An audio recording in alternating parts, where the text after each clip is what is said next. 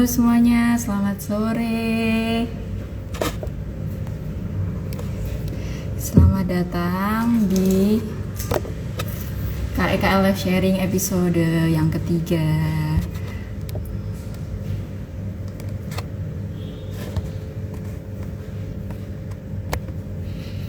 Bersama dengan saya, perkenalkan Lydia Prima, biasa dipanggil Lydia. Live hari ini saya juga tidak sendirian, saya akan ditemani dengan teman-teman yang sangat luar biasa dari program studi kedokteran. Ada Maria Diva Venus, terus ada Teresia Trisavena, dan ada juga Caroline Karisa. Teman-teman kita pada sore hari ini merupakan mahasiswa kedokteran dari berbagai PTN di Indonesia. Oke, langsung saja saya akan undang teman-teman kita pada sore hari ini.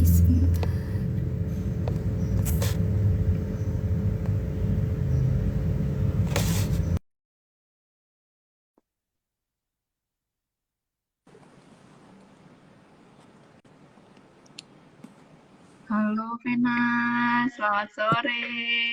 Selamat sore Kak Lydia. Halo, bentar ya, aku bakal undang yang lain juga sekalian.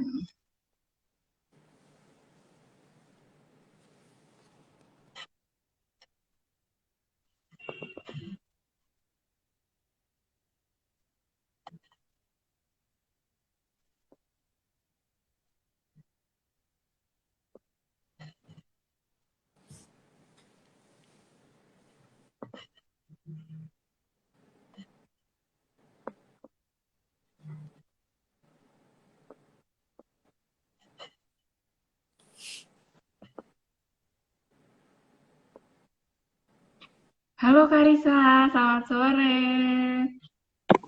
Halo Kak Lydia. Halo. Halo Diva, selamat sore. Masih di kampus ya Diva ya? Halo Kak. Enggak, udah di kamar kok. Oh, udah di kamar. Oke. Oke, selamat sore semuanya. Ini narasumber kita, ketiga narasumber kita udah bergabung sama kita nih sore hari ini. Nah, mungkin sebelum kita mulai ngobrol-ngobrol lebih jauh lagi, mungkin kita bisa perkenalan terlebih dahulu ya. Mungkin bisa dimulai dari Diva dulu deh, Diva. Silahkan Diva. Halo semua, perkenalkan, selamat sore. Perkenalkan, nama saya Maria Diva Venus Widyadi, biasa dipanggil Diva. Saya sekarang sedang menempuh perkuliahan strata 1 semester 2 di program studi kedokteran hewan di Universitas Gadjah Mada.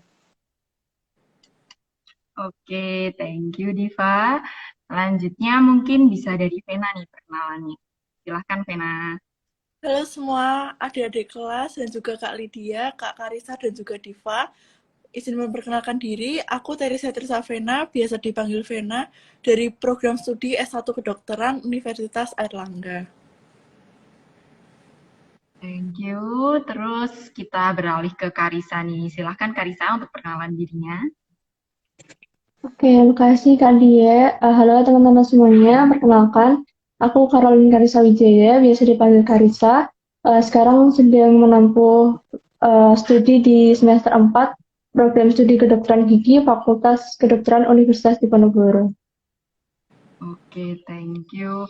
Wah, luar biasa banget nih narasumber kita pada sore hari ini adalah mahasiswa kedokteran di berbagai PTN yang ada di Indonesia. Oke, gimana nih kabar teman-teman? Baik nggak? Gimana nih kuliahnya? Baik Kak. Oke, Eh, untuk eh, untuk Vena nih, sekarang posisi di mana ya? Kalau aku di Surabaya Kak untuk sekarang. Oh, berarti udah ini ya, udah offline kuliahnya. Iya, untuk praktikumnya sudah offline, tapi kalau untuk kuliah biasa masih online Kak. Oke, kalau Diva sendiri ini sekarang di Jogja atau di Semarang? Udah di Jogja. Udah di Jogja. Jadi prakteknya juga udah offline ya? Belum praktiknya, baru kuliah bauran. Sama Ah, UTS-nya kemarin bauran juga. Oh, hybrid gitu ya berarti ya. Iya. Oke. Kalau Karisa gimana nih Karisa? Posisi Semarang ya jelas ya di Undip. Iya, Kak, udah di Semarang ya. Ini kalau Karisa sendiri kuliahnya juga sama, apakah prakteknya udah langsung di kampus atau masih online juga? Iya, barusan ini Februari praktikum sama ujiannya udah offline, Kak. Oke. Nah, kalau untuk teman-teman nih, eh, saya punya pertanyaan nih. Kesibukan kalian nih sebagai mahasiswa kedokteran selain kuliah apa sih sebetulnya? Boleh nih dari Karisa dulu deh, diceritain nih Oke, kesibukannya apa selain kuliah. oke, kalau aku kesibukan selain kuliah, aku ikut organisasi. Aku ada dua organisasi. Yang pertama itu organisasi yang Katolik, PRMK, FK Undip. Yang kedua itu aku di himpunan sebagai wakil ketuanya. Itu sih, Kak. Oke, lumayan sibuk juga ya berarti buat Karisa. Kalau untuk kegiatan-kegiatan di kampusnya, apakah juga sudah offline untuk Karisa? Kalau aku masih online sih, Kak, untuk dua organisasi ini. Oh, oke. Berarti untuk kegiatannya juga masih online gitu ya? Iya. Oke. Untuk Diva nih, Diva, kegiatannya apa nih selain kuliah? Sibuk kuliah apa nih kegiatan? Kalau aku ikut organisasi juga, aku ikut KMK, Keluarga Mahasiswa Katolik, terus juga ikut Senat Mahasiswa, terus juga ikut ini KSSL. KSSL tuh eh, kelompok studi satwa liar di FKUGM. Oke, banyak banget. Berarti banyak ketemu sama hewan-hewan liar gitu, udah mulai ketemu-ketemu gitu ya? Udah ada kegiatannya yang mulai offline. Oke, asik banget ya kalau udah mulai offline tuh, jadi bisa ketemu sama teman, kegiatannya juga nggak di kamar, nggak di ruangan terus gitu ya. Terus kalau Iya. untuk Pena sendiri nih, untuk Kalau Pena, kegiatannya apa nih? kalau aku di FK UNER ini aku tergabung dalam 3 organisasi, Kak. Yang pertama itu ada AMSA atau Asian Medical Student Association. Itu aku di sana sedang proses seleksi menjadi duta kesehatan masyarakat. Kemudian yang kedua itu ada Badan Legislatif Mahasiswa. Itu seperti yang mengatur undang-undang untuk organisasi-organisasi yang ada di FK UNER. Kemudian yang terakhir itu ada SNSC, itu bergerak di seperti pelajaran persyarafan begitu, Kak. Kalau aku sendiri. Wah, luar biasa banget nih ternyata kegiatan teman-teman ini nggak cuma aktif kuliah atau biasa disebut kupu ya, kuliah pulang, tapi juga aktif di organisasi. Luar biasa banget nih.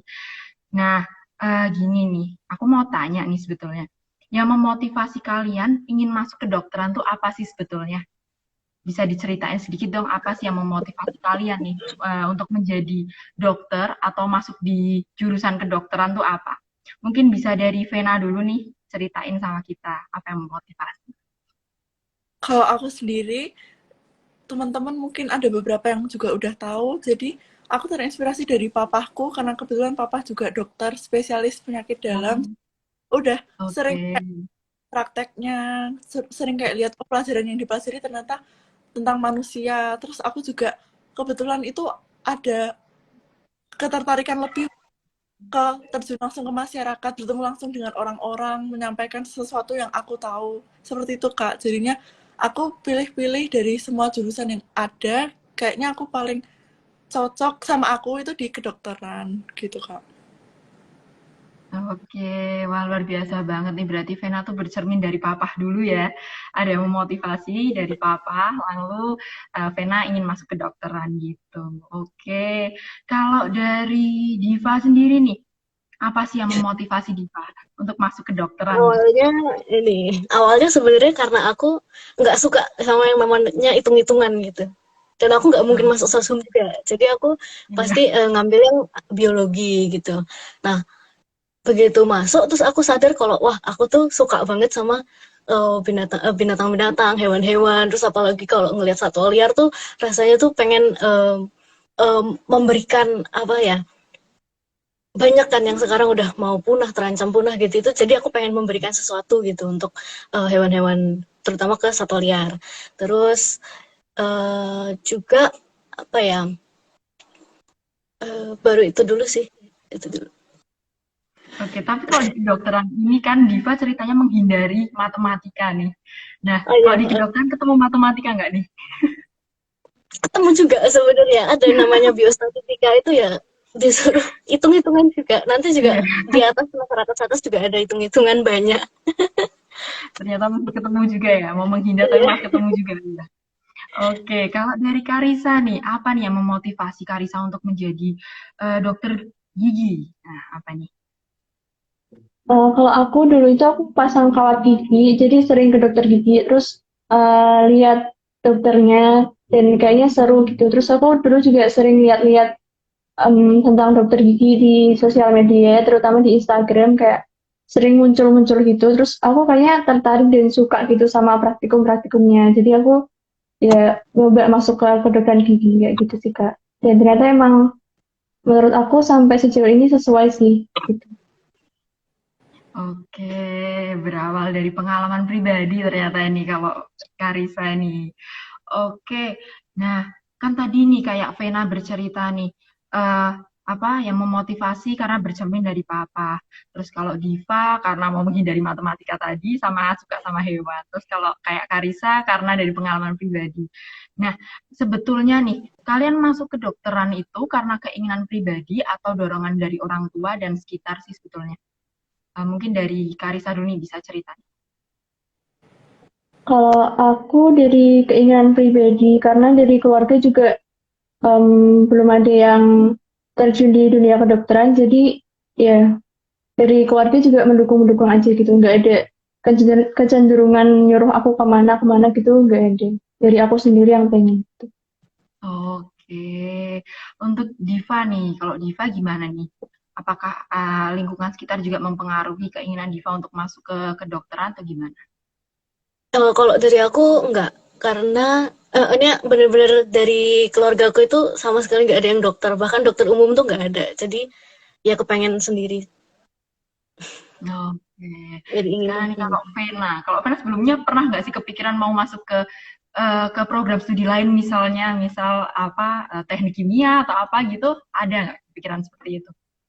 Kalau aku sendiri kadang suka pengen masuk ke jurusan seni atau arsitek gitu Kak, tapi karena aku pikir-pikirnya kalau keluarga itu kan ada beberapa yang dokter, jadi kalau misalnya aku terjun ke arsitek di mana itu yang bidang yang aku benar-benar buta tentang itu, nanti nggak ada yang istilahnya semacam membimbing gitu sih Kak. Jadi kalau ditanya dorongan itu dari siapa, jawabannya itu bisa dari orang tua dan dari aku sendiri. Di samping orang tua itu menyarankan dan juga kayak masuk dokter ini kayak maksudnya nggak ada matematika, benar kata Diva tadi, dan juga diriku sendiri juga merasa aku kayaknya pas nih kedokteran karena aku juga kebetulan suka pelajaran-pelajaran yang biologi yang menyangkut ke manusia gitu Kak. Oke, ternyata kalau kedokteran itu banyak ke biologinya. Nah, aku mau tanya nih sebenarnya. Waktu berarti kalian ini semester 2 sama semester 4 ya? Iya Kak. Karisa semester 4, Diva sama Vena semester 2 ya. Nah, Iya. setelah kan awalnya mikir bisa menghindari matematika, banyak ketemu biologinya. Nah, setelah terjun langsung nih, sebenarnya pelajaran apa aja sih yang paling dominan di kedokteran itu? Coba nih Diva bisa ceritain dulu nih. Setelah semester 2 Kalau mengalami apa nih? kalau di tahun pertama pasti banyakan dasar-dasar kayak makroanatomi, mikroanatomi, terus juga kalau pas di matkul lain-lainnya kayak fisiologi, terus apalagi ya. Nah, itu tuh tetap ketemu aja sama anatomi itu ketemu terus gitu loh. Jadi yang paling banyak tuh anatomi kalau buat tahun pertama.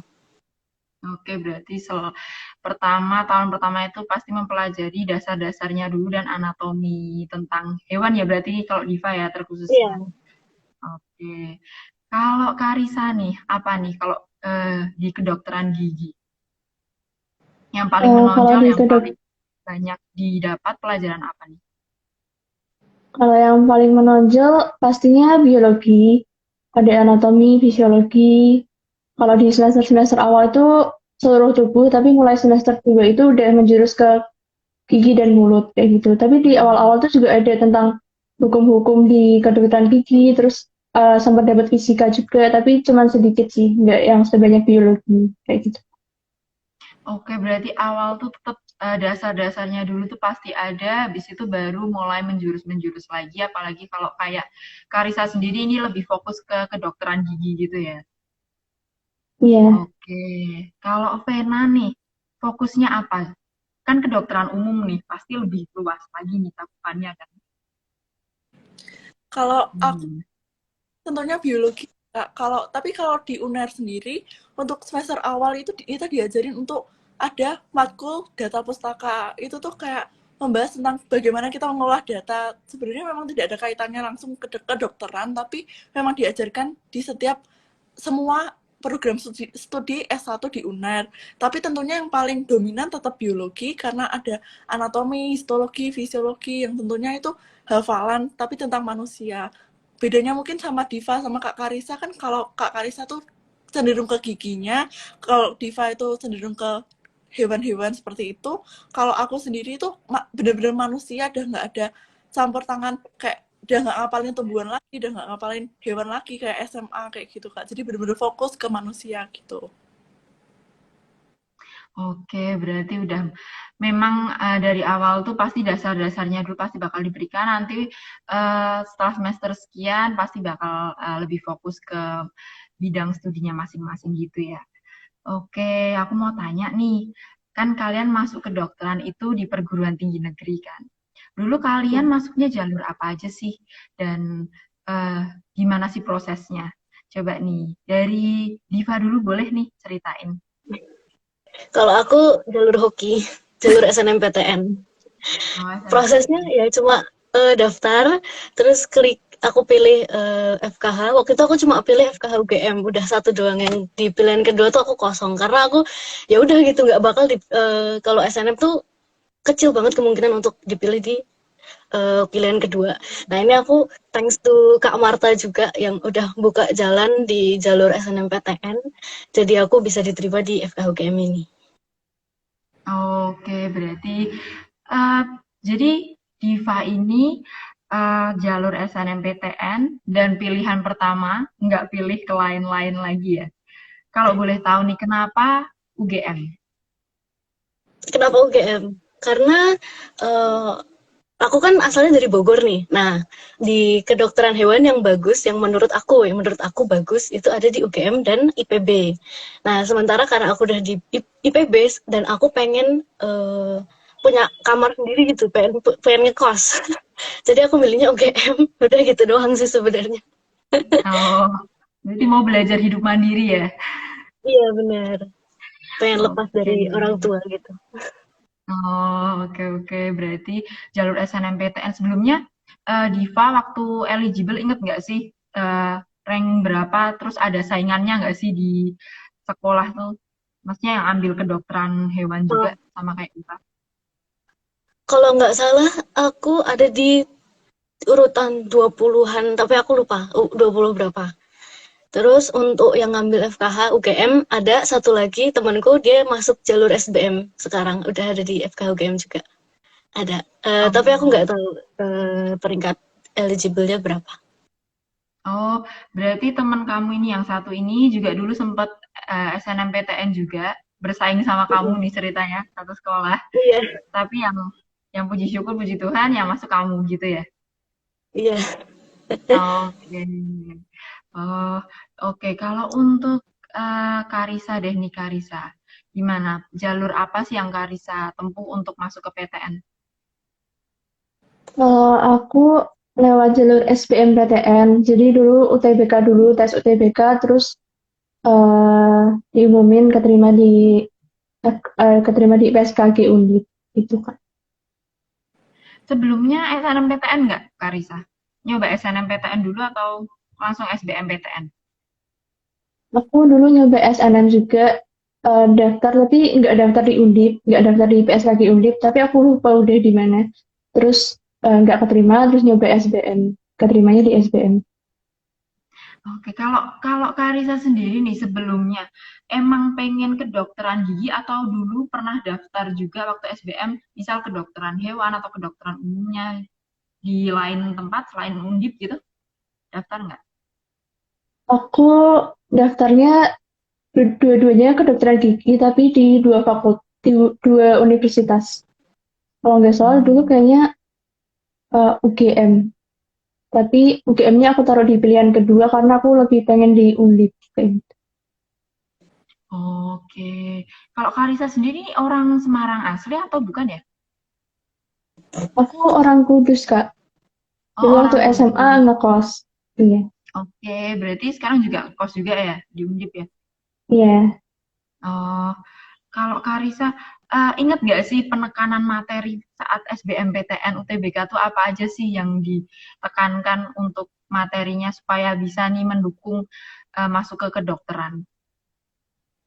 Oke, jadi kalau dulu itu kan awal-awal pandemi, jadi waktu UTBK aku itu cuman TPS aja, nggak ada TKA-nya. Jadi nggak ada fisika, nggak ada biologi, nggak ada kimia, cuman ada kuantitatif, terus pengetahuan umum yang kayak gitu-gitu, terus ada Inggris juga kayak gitu Kak. Nggak ada yang fisika kimia gitu untungnya. Oh, berarti karena awal pandemi itu ya, jadi nggak ada Iya. TKA-nya, jadi TPS aja. Wah, beruntung banget nih. Nah, kalau Karisa nih, aku masih kepo nih sama Karisa nih. SBMPTN ya berarti. Eh, ingat gak sih nilai yang paling tinggi itu apa? Apakah Eh, bahasa aku Inggrisnya atau agak-agak lupa deh Kak. Kayaknya kuantitatif kalau nggak salah. kuantitatif? Kuantitatif sama pengetahuan umum. Oh, oke oke. Oh, sebentar nih. Pena keluar, coba aku undang kembali ya.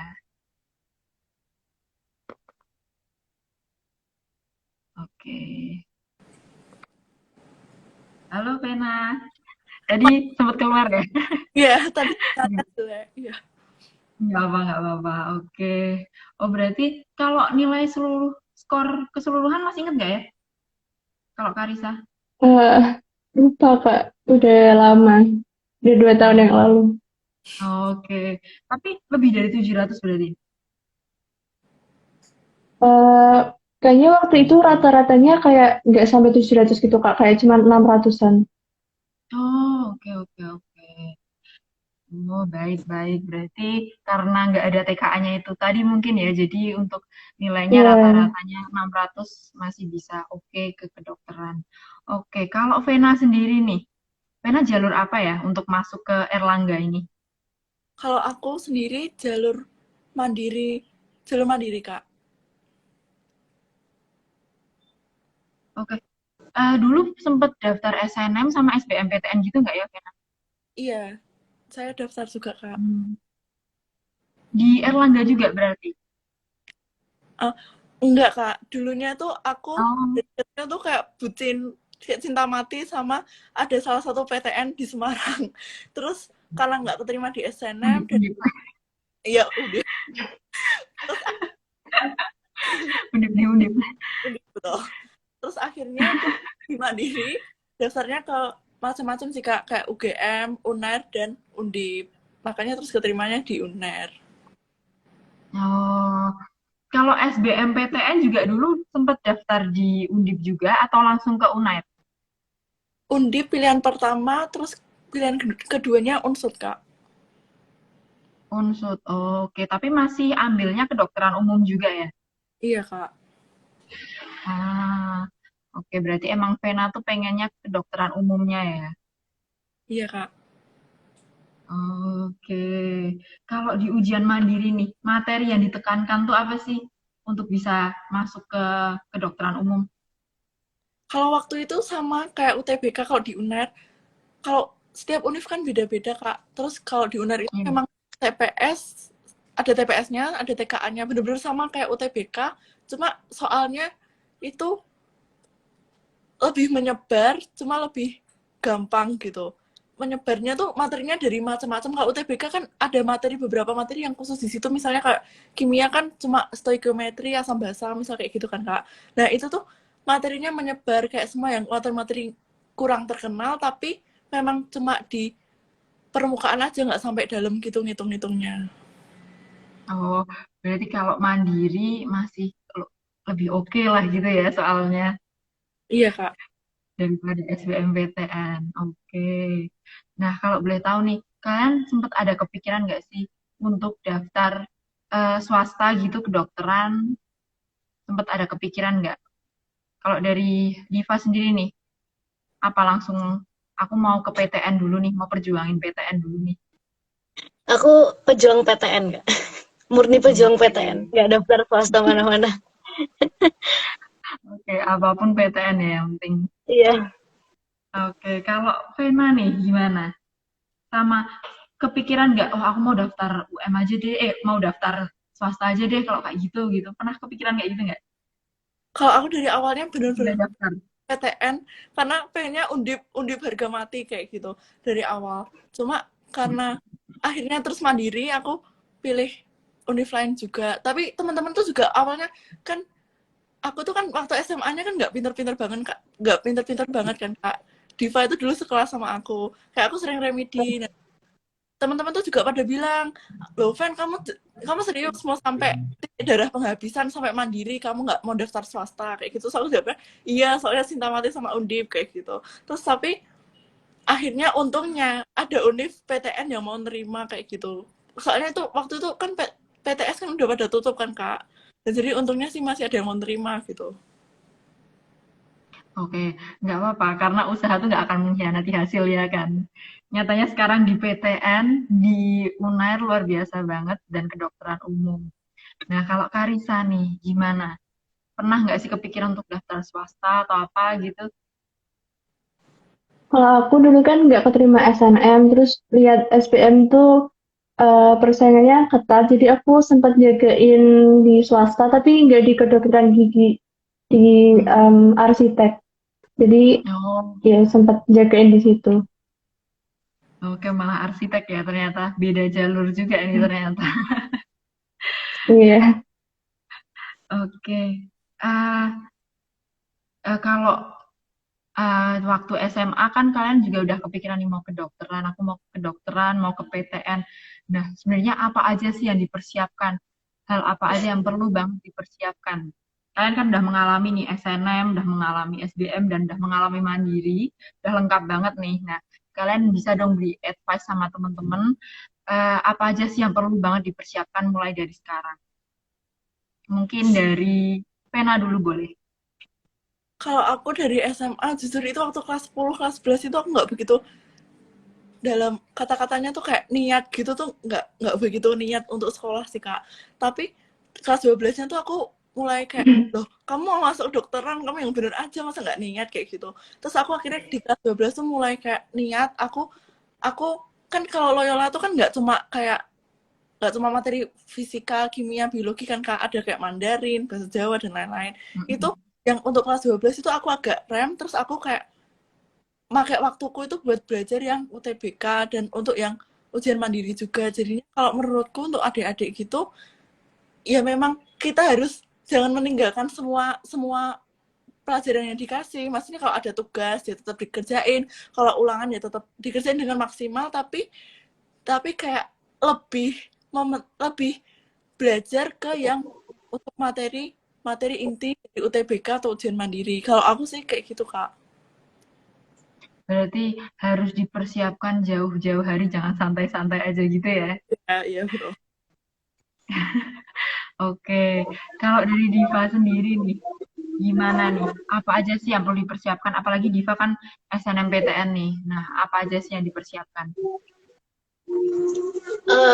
Kalau SNMPTN tuh yang dipersiapkan ya cuma mental sih. Kayak ya udah kalau nggak keterima ya nggak apa-apa gitu, tapi tetap mempersiapkan UTBK. Jadi waktu itu aku juga buat nyiapin UTBK, ya belajar ya kayak belajar biasa gitu sih UTBK, terus juga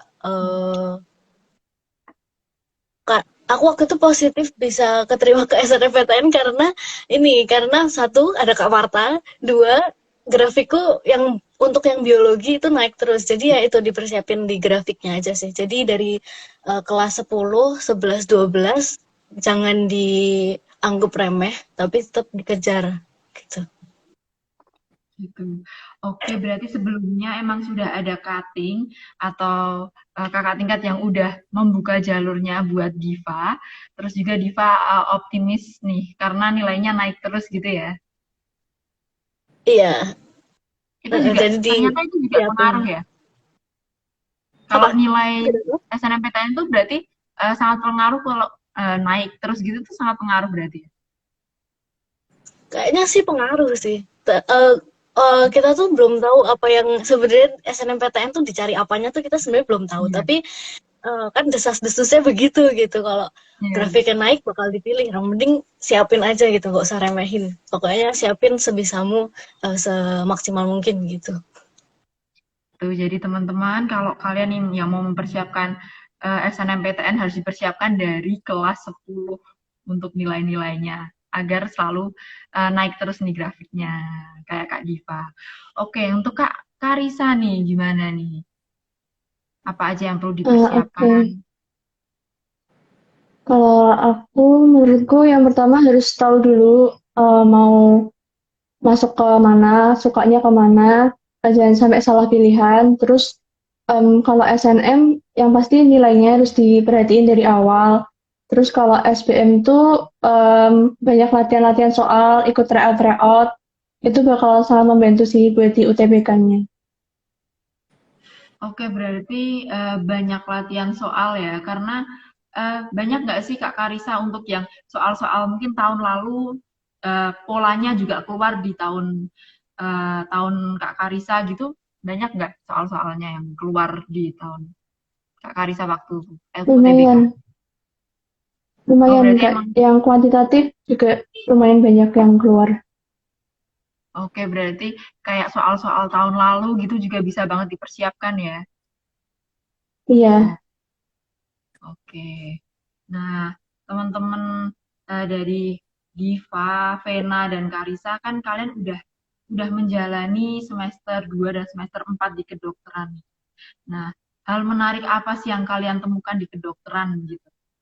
Setelah menjalani, bedanya apa sih sama SMA mungkin atau mungkin kalian ada cerita-cerita sama temen bedanya sama program studi lain apa sih yang membuat program studi kedokteran ini lebih menarik gitu. Vena nih boleh cerita dulu nih apa nih?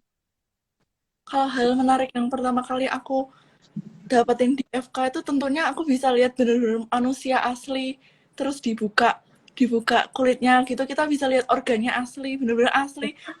Sebelumnya kan lihat gambar kan Kak paling dari Google kayak bentuk ginjal tuh ya melengkung kayak gitu. Ini tuh beneran lah ternyata kok sama kayak gitu. Aku tuh kayak wow ternyata tuh semua yang diceritain selama ini sama guru-guru biologi yang ada di SMA tuh beneran gitu loh, beneran ada di dalam badan kita ternyata. Kayak aku amazed banget. Oh ternyata kayak kadaver asli tuh kayak gitu, kayak yang nggak didapetin di SMA tuh kan karena kan tentunya kan kadaver di Indonesia kan terbatas juga kan Kak. Jadinya cuma didapetin di univ terutama di jurusan kedokteran. Makanya kayak aku wah ternyata memang beda banget dari SMA karena kita bisa tahu kadaver secara nyata. Terus kalau misalnya yang bikin kaget lagi dari kedokteran itu kalau SMA tuh kan kita kan bisa kayak SKS kan Kak, misalnya besok ulangan hari ini baru gitu. Nah kalau kedokteran itu nggak bisa, beneran sepintar apapun kamu gitu tuh kalau kamu nggak rajin itu tuh nggak bisa, harus dicicil beberapa hari sebelumnya, bener-bener dari sedikit nggak bisa kayak tiba-tiba besok ulangan terus besok ujian terus sekarang baru belajar, kayak beda banget. Terutama kayak aku gitu dulu kan aku kayak suka SKS kan Kak kalau waktu zaman SMA. Nah kalau di FK tuh kayak nggak bisa, berarti harus bener-bener rajin nyatet, rajin apa baca-baca buku kayak gitu sih Kak, beda banget kalau menurutku. Nah, ada yang menarik banget nih. Vena tadi kan cerita akhirnya bisa melihat kadaver. Nah, di Indonesia juga kadaver tuh sangat terbatas sekali seperti yang kita tahu. Nah, gitu Vena berarti pegang secara langsung gimana sih perasaannya? Kalau perasaanku tuh nggak ada takut kayak takut nanti ada cerita horor, misterius, Ya, mistis. Kak, karena soalnya lebih menakutkan daripada kadavernya kayak gitu sih. Perasaan jijik apa gimana udah nggak ada gitu Kak, karena kan ya juga bagian kita juga bagian tubuh itu gitu loh, jadi ngapain kita jijik megang kayak gitu. Juga besoknya kalau misalnya kita jadi dokter yang khususnya spesialis bedah gitu kan, kita juga bakal bedah-bedah gitu Kak. Oke, berarti nggak ada perasaan takut gitu ya. Misalkan kayak, aduh, cerita mistis gitu kan. Apalagi itu, aduh, kadaver gitu loh, ada depan mata gitu ya. Iya. Wah, menarik banget sih itu. Oke, kalau dari Diva sendiri gimana nih? Hal menarik apa sih yang didapatkan? Apalagi Diva sering banget kan nih ketemu sama hewan-hewan, apalagi yang mungkin Diva bisa memberdayakan hewan yang hampir punah gitu. Gimana nih? Apa nih yang menarik?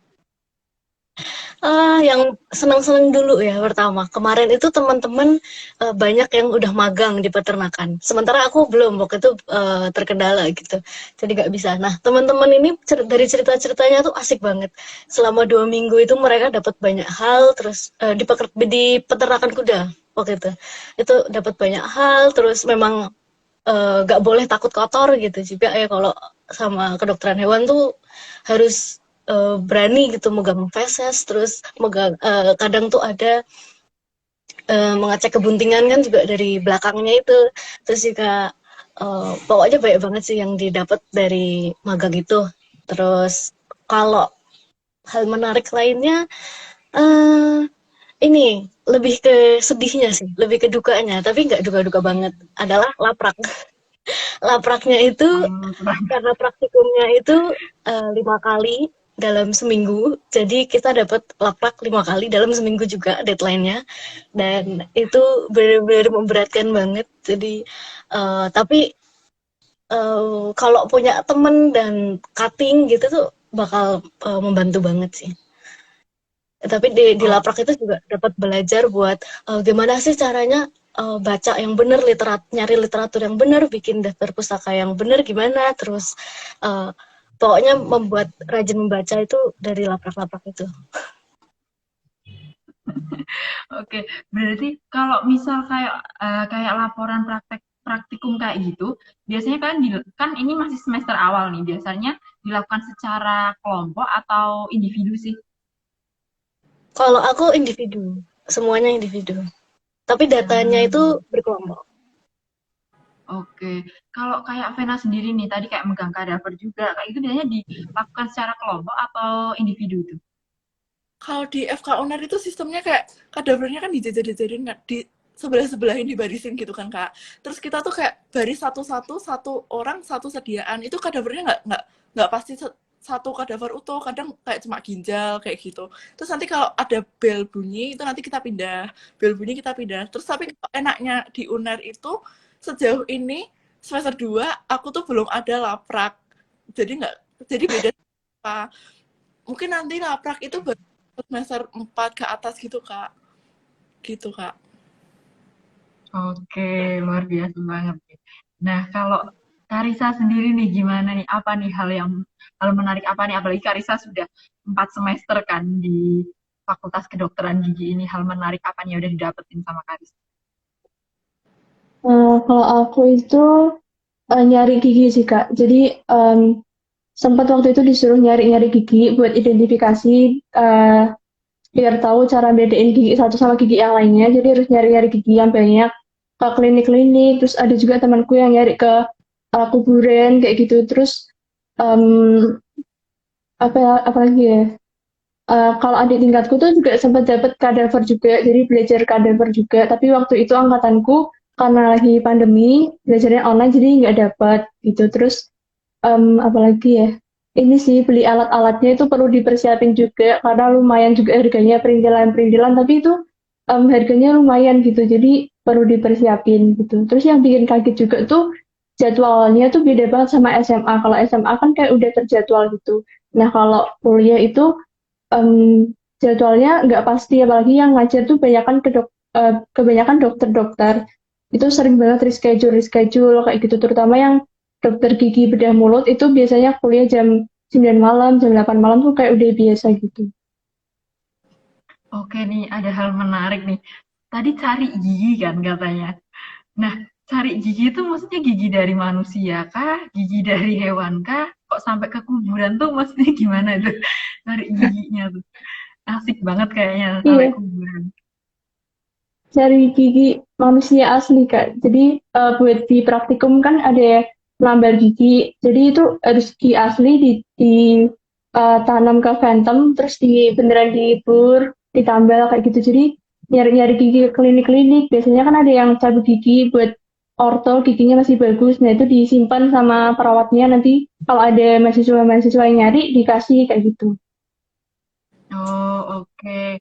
Nah, kalau kayak perintilan-perintilan kayak gitu sebagai dokter kan berarti harus mempersiapkan sendiri.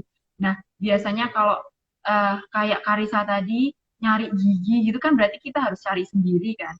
Nah, kalau kayak Vena sama Diva nih, perintilan-perintilan seperti itunya apakah sudah disediakan oleh eh, fakultasnya atau kita juga ada yang perlu cari sendiri? Kalau cari sendiri itu biasanya kayak hal-hal apa sih? Boleh nih dari Vena dulu boleh? Kalau perintilan itu, kalau misalnya kadaver tentunya disediain ya Kak, karena nggak mungkin kita kayak kadaver di pinggir jalan kita ambil gitu. Terus kalau kalau yang harus nyediain sendiri itu kayak misalnya pinset nanti buat bukain kadavernya, kulit-kulit kadavernya itu kan harus dibuka, itu pakai pinset. Terus nanti beli juga kayak alat-alat untuk semester depan itu kan ada skill lab, itu tuh kayak kita praktik kalau pura-puranya kita jadi dokter beneran, itu tuh butuh kayak stetoskop, terus kayak palu segitiga, terus kayak tensi dan lain-lain. Itu sih Kak perintilannya. Nah, berarti itu semua harus disediakan sendiri ya. Iya bener. Oke. Nah, kalau Diva nih, apa nih? Perintilan-perintilan apa sih yang harus dicari gitu? Yang kadang perintilan apa sih? Aduh, bahkan susah banget nih nyarinya gitu. Kalau dari aku karena masih tahun pertama yang pakai ini, kalau aku ngomongnya bukan kadaver ya, namanya preparat kan karena hewan. Nah itu preparatnya udah disediain dari sana karena dari fakultas sudah ada gitu. Kita kan udah bayar mahal-mahal gitu, masa kita nyari sendiri ya kan? Terus Betul, betul. yang kita siapin ini ya bener sama kayak alat-alatnya, minor set, terus juga kadang yang apa kalau buat jahit-jahit itu latihan jahit-jahit, nah itu tapi aku belum dapat untuk semester Hmm. 1, 2 belum dapat, jadi belum butuh perintilan apa-apa. Oke, tadi kan kalian udah cerita nih hal menarik apa, terus eh, gimana sih senengnya. Nah, sekarang aku mau tanya nih, tantangan apa sih yang dihadapi nih selama kalian jadi mahasiswa kedokteran yang nggak pernah kalian sangka sebelumnya? Apa nih? Mungkin dari Karisa dulu boleh. Oke, kalau aku tantangannya lebih ke cara membagi waktunya sih. Kan banyak nih kegiatan di kampus, di perkuliahan ada materinya, ada praktikumnya, ada keterampilan klinik, ada nanti bikin laporan diskusi, terus belum lagi kalau misalkan dosen-dosennya reschedule malam-malam, terus ditambah lagi masih ada kegiatan organisasi yang cukup banyak juga. Jadi menurut aku tantangannya di situ sih, cara membagi waktunya biar semuanya itu bisa kepegang dan bisa dikerjain dengan baik kayak gitu. Oke, kalau untuk di kedokteran giginya sendiri nih, kan awal pasti kan, wah aku harus cari gigi nih. Nah, gitu ada tantangan tersendirinya nggak sih? Kalau dari Karisa apa nih? Tantangannya iya sih harus memberanikan diri buat datang ke klinik-klinik, minta giginya, terus harus apa ya, rajin-rajin kayak datengin ke klinik satu-satu, terus nyari gigi yang sesuai kayak gitu Kak. Harus rajin sih, sama harus berani juga. Oke. Harus rajin cari gigi dan harus berani nggak malu ya untuk minta gigi. Iya. Oke, kalau dari Diva sendiri nih, tantangannya apa nih menjadi seorang dokter hewan nih? Sebenarnya sama, apa mengatur waktunya karena masih mahasiswa ya pasti yang concern pertamanya itu ya waktunya itu karena banyak organisasi terus kepanitiaan terus juga ada laprak tadi 5 kali dalam seminggu kan ya, pinter-pinter ngatur waktu gitu. Tapi juga yang kedua adalah menjalin hubungan sama teman yang baik karena nanti kan kita tuh dalam satu kita tuh bakal ketemu lagi gitu loh dalam dunia kerja. Karirnya tuh bareng terus. Nah, jadi kalau kita udah di blacklist, misalnya dalam kepanitiaan kita nggak bener atau gimana, kalau kita udah di blacklist itu bakal lebih sulit nanti jadinya. Oke, nah kalau eh, Diva kan sebagai dokter hewan nih, hal menarik dan tantangan apa sih? Kan hewan nih, kita aja yang sebagai manusia kadang jadi dokter aja bingung nih, tanya sakitnya apa, apalagi kalau kayak dokter hewan nih, yang ditanya siapa yang mau jawab juga kan? Nah, gitu gimana nih kalau dari Diva nih? Kalau dari anatomi aja udah beda semua ya. Nah itu salah satu tantangan yang susah banget ngafalinnya itu dari anjing, Canis SP itu sama kuda kan pasti beda. Bahkan yang sama-sama ruminansia kayak domba, kambing, sapi itu beda semua gitu. Ada ciri khasnya masing-masing. Terus untuk yang tahu sakitnya apa itu kalau dari aku sendiri belum punya pengalaman karena belum pernah magang juga dan masih tahun pertama jadi belum tahu ya kayak gimana nantinya ke depannya untuk diagnosa dan lain-lain. Oke, jadi nanti Diva bisa share nih sama kita nih kalau nanti udah semester-semester sekian nih sama kita. Oke, kalau Vena nih, tantangannya apa sih tantangan terberat gitu loh untuk menjadi seorang dokter umum nih? Gimana nih Vena? Kalau dari aku tuh dari materinya yang bener-bener ngebut banget. Kadang dosennya tuh kayak kerasa ya ampun, bener-bener kayak nge-rap gitu dosennya. Kayak kadang tuh kita kan nyatut kan Kak, itu tuh nyatutnya tuh bener-bener harus ngebut banget, kayak tangannya tuh kadang sampai hampir keriting gara-gara dosennya tuh ngebut banget. Yang pertama itu, karena kan kita kalau ujian blok itu satu bloknya mungkin sekitar berapa ya, 40 bapan gitu loh Kak, itu harus dihabisin dalam 2 minggu, dan itu kita bener-bener kok capek banget, kayak dunia FK tuh berputar cepat banget gitu.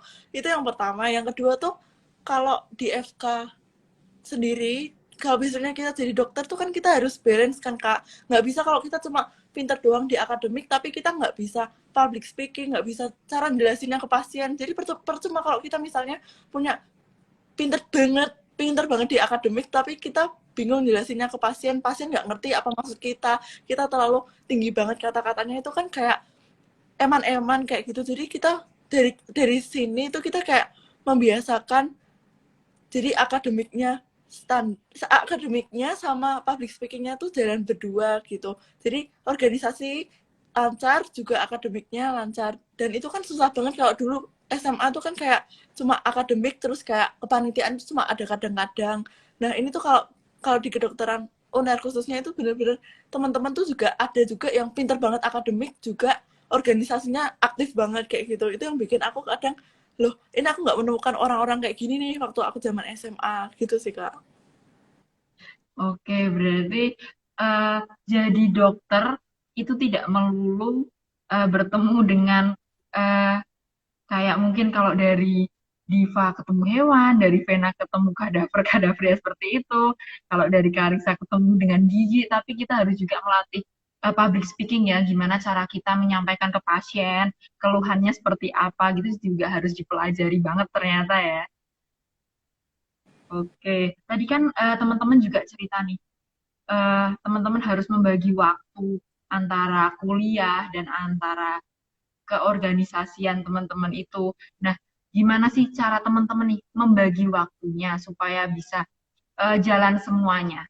Kalau dari Karisa dulu, mungkin gimana nih cara membagi waktu supaya benar-benar efektif nih antara belajarku sekian, keorganisasianku sekian, gimana nih caranya? Nah, kalau dari aku punya jadwal pribadi. Dulu aku nulis di buku, tapi sekarang kayaknya udah nggak efektif lagi. Jadi aku tulis di kalender di HP. Jadi langsung bisa buka jadwal-jadwalnya apa aja, terus apa aja yang aku mau lakuin hari ini, kayak gitu. Terus buat prioritasnya sendiri yang pertama pastinya harus kuliah dulu, baru habis itu yang lain-lain kayak organisasi, sosial, keluarga, kayak gitu. Karena di sebagai mahasiswa yang pasti yang perlu diutamakan kuliahnya. Oke, kalau dari Venan sendiri nih, gimana nih cara membagi waktunya agar seimbang nih? Kalau aku tuh punya semacam kayak buka kayak mirip-mirip kalender tapi isinya cuma kayak tanggal berapa sama itu ada acara apa gitu. Mirip-mirip sih Kak sama Kak Karisa itu, jadi tulisannya misalnya kayak tanggal berapa aku ujian, tanggal berapa aku harus ngumpulin deadline organisasi kayak gitu. Kalau aku sih prioritasnya itu selama itu nggak ada tugas organisasi, berarti aku harus nyicil, ibaratnya nyicil sebanyak-banyaknya, karena takutnya kan organisasi kadang kan mendadak dan harus harus orang yang dikasih tugas harus yang bikin gitu loh Kak, nggak bisa diwakilin orang lain. Jadi kalau aku sendiri prioritasnya adalah yang dekat aku lakuin dulu, nanti kalau yang jauh nanti bisa menyusul. Tapi kalau yang jauh itu adalah ujian, itu berarti tandanya aku memang harus nyicil jauh-jauh hari. Kalau aku kayak gitu Kak. Oke, kalau Diva nih gimana nih cara membagi waktunya nih selama? Kalau aku sama, aku nulis deadline, terus ada meet apa jam segini gitu di kalender HP sama. Terus kalau lagi hektik banget nih misalnya minggu-minggu yang hektik banget, nah itu aku bakal ngurutin dari urutan prioritas. Yang pertama itu pasti yang urgent dulu, yang deadline-nya bentar lagi, dan yang penting gitu. Terus yang selanjutnya yang deadline-nya penting tapi deadline-nya deket tapi nggak terlalu penting gitu. Dan itu kalau nggak salah pernah dibahas juga kok, ada di internet gitu. Oke, berarti harus buat jadwal terlebih dahulu, mana yang prioritas, maka diutamakan gitu ya. Oke, Iya betul. ini nih seputar kedokteran lagi nih. Untuk kedokteran sendiri, untuk masa studinya berapa lama dan sampai apa sih kalau kedokteran habis itu koas ya? Itu dari masa studi sampai masa koas, apakah antara dokter gigi, dokter hewan, sama dokter umum, apakah dibedakan atau gimana nih teman-teman? Mungkin dari Vena dulu mungkin bisa dijelaskan. Kalau dari kedokteran umum sendiri itu kita preklinik atau masa yang kuliah yang nyatat yang di depan dosen itu 3,5 tahun, kemudian baru kita prakteknya langsung ke rumah sakit kayak ikut-ikut ke dokter-dokter berkunjung gitu itu 2 tahun. Jadi kalau di total itu 5,5 Kak, 5,5 sampai 6 tahun. 5,5 sampai 6 tahun itu udah sama koas juga ya berarti? Iya Kak. Oke, kalau untuk Diva sendiri nih, apakah sama dengan Vena juga? Untuk kuliahnya sama 3,5 sampai 4 tahun, tergantung nanti tugas akhirnya. Terus juga untuk koas 1,5 tahun biasanya, 1 tahun sampai 1,5 tahun, jadi ya sama. Oke, kalau kedokteran gigi nih gimana? Apakah sama juga sama dengan kedokteran yang lain? Kalau kedokteran gigi, S1-nya prekliniknya sama 3,5 tahun, terus lanjut koasnya itu kalau nggak salah 1,5 tahun sampai 2 tahun. Oke. Nah, aku mau tanya ke Vena nih. Kan kalau kedokteran umum kayak gitu berarti nanti kita bisa ngambil spesialis gitu ya? Ya. Nah, Vena pengen nggak sih ada kepikiran apakah oh cukuplah sampai dokter umum dulu, nanti praktek dulu, baru mau ngambil spesialis atau gimana nih kalau Vena nih? Kalau aku tentunya ada keinginan buat spesialis, tapi nanti mungkin masih mikir juga sih Kak mau spesialis apa. Terus itu kan habis lulus 6 tahun yang tadi preklinik sama koas itu kan ada masa internship. Itu yang benar-benar kita sebelum punya, kalau nggak salah ya Kak, itu kalau supaya punya SIP atau surat izin praktek itu kan kita harus praktek di rumah sakit dulu selama mungkin 1 sampai 2 tahun. Dan jadi nggak bisa kalau dari 6 tahun langsung ambil spesialis gitu Kak. Oh, oke. Kalau dari Karisa sendiri nih, kalau di kedokteran hewan sendiri, apakah juga ada mengambil spesialis seperti itu setelah koas selesai atau gimana nih? Ini kedokteran gigi ya, Kak, maksudnya? Mm-mm. Kedokteran gigi nih, apakah sama juga kayak kedokteran umum bisa ngambil spesialis atau apa gitu? Iya, sama. Ada spesialisnya juga, ada orto, terus ada konser, terus ada forensik, kayak gitu. Setelah koas, setelah jadi dokter gigi, terus kalau nggak salah, tapi itu baru-baru ini kayaknya mau diadain internship juga buat kedokteran gigi, tapi belum tahu jadinya gimana. Karena kan di masa pandemi kemarin koasnya pada online-online, jadi terus mau diadain internship.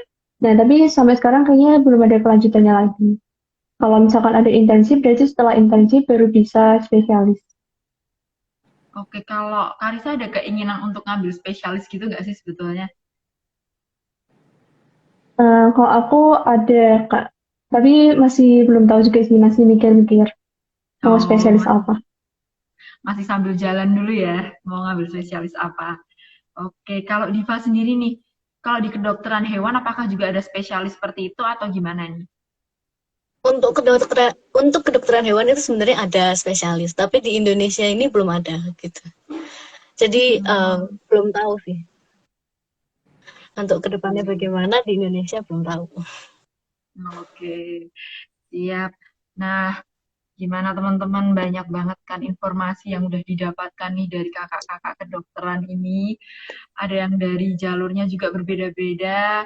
Kakak-kakak ini juga sudah share sama teman-teman pengalamannya di kedokteran, ada kedokteran hewan, kedokteran gigi, dan kedokteran umum. Dan juga masuk di PTN-PTN yang berbeda juga, pengalamannya seperti apa.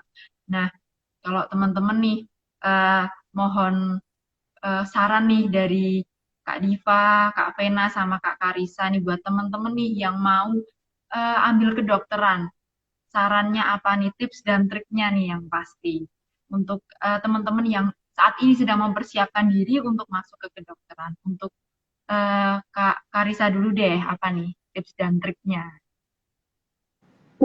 Kalau dari aku, teman-teman cari tahu dulu beneran suka atau enggak di kedokteran, beneran passionnya di situ atau enggak. Karena kalau misalkan cuman suka-sukaan doang itu takutnya nanti di tengah-tengah nggak kuat atau gimana terus malah jadi sekolahnya mundur dan lain-lain kayak gitu. Terus yang perlu disiapin juga itu yang penting harus rajin nyatet, rajin dengerin biar bisa ngikutin karena kan nanti tanggung jawabnya langsung ke orang ke kesehatan orang masyarakat banyak orang kayak gitu. Oke, berarti pokoknya jangan sampai nanti di tengah jalan kalian udah ngambil kedokteran, terus karena terlalu banyak kegiatan, terlalu padat jadwalnya, terus harus memutuskan untuk keluar tuh jangan sampai seperti itu ya. Oke, kalau Iya. dari Kak Diva sendiri nih, gimana nih? Apa nih eh, tips dan trik dan apa sih saran buat teman-teman yang mau masuk ke kedokteran? Em, yang pertama cari info sebanyak mungkin. Apa aja yang bakal dipelajari, apa aja yang bakal kamu dapetin, apa aja suka dan dukanya gitu loh. Terus juga cari tahu ke depannya itu nanti setelah lulus kamu mau jadi apa. Karena untuk dokter hewan sendiri sebenarnya banyak. Jadi begitu kamu sebelum masuk tuh kamu harus sudah tahu gitu loh. Bukan harus juga sih, tapi lebih baik sudah tahu supaya nanti jalannya di kuliah itu lebih gampang. Yang kedua, begitu kamu sudah masuk, mending dijalani dengan serius. Terus misalkan kamu merasa salah jurusan nih, kamu ingat lagi sebelum kenapa kamu mau masuk sini, kenapa kamu yakin untuk masuk jurusan ini gitu kan. Begitu apa ya? Begitu merasa ngedown banget gitu, ingat lagi di awal bahwa perjuanganmu untuk masuk ke kedokteran itu banyak gitu loh yang dikorbankan gitu. Oke, Dari terus aku. sekali lagi jangan sampai kalian patah semangat di tengah jalan gitu ya. Pokoknya jangan sampai menyerah. Betul. Yang penting jalanin dulu aja. Mm-mm. Oke, kalau dari Kak Vena nih, apa nih tips dan trik atau saran nih buat teman-teman nih?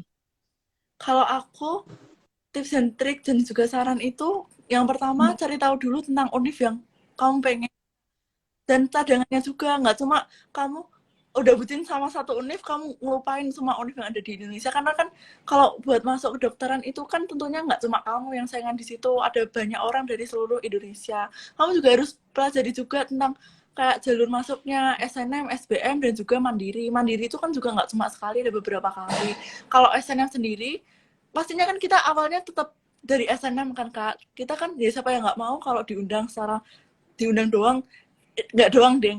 Diundang dari kerja keras kita selama 3 tahun, kemudian diundang, ya siapa yang nggak mau. Itu harus dipersiapin matang-matang dari kelas 10, kelas 11, kelas 12, untuk meningkat terus. Kalau misalnya udah ketolak di SNM itu jangan langsung patah semangat karena kan masih banyak jalur juga, ada mandiri, SBM, dan kelas nasional juga. Untuk SBM ya berarti harus belajar kayak fisika, kimia, biologi yang harus ditekankan. Terus kalau misalnya nanti amit-amitnya SBM-nya masih ketolak, gitu nggak usah sedih karena masih ada lagi jalur mandiri. Yang perlu disiapkan kalau aku pengalamanku tahun lalu itu jangan berpegang bahwa wah aku anak sultan nih tak kasih 5M Univ masih mau nerima aku. Nggak kayak gitu sama sekali. Terutama kalau PTN yang ada di Indonesia itu utamain bener-bener kita cara hasil tes kita yang udah kita jalan itu hasilnya gimana sih kalau sama orang lain, nggak cuma dari uang yang kita kasih.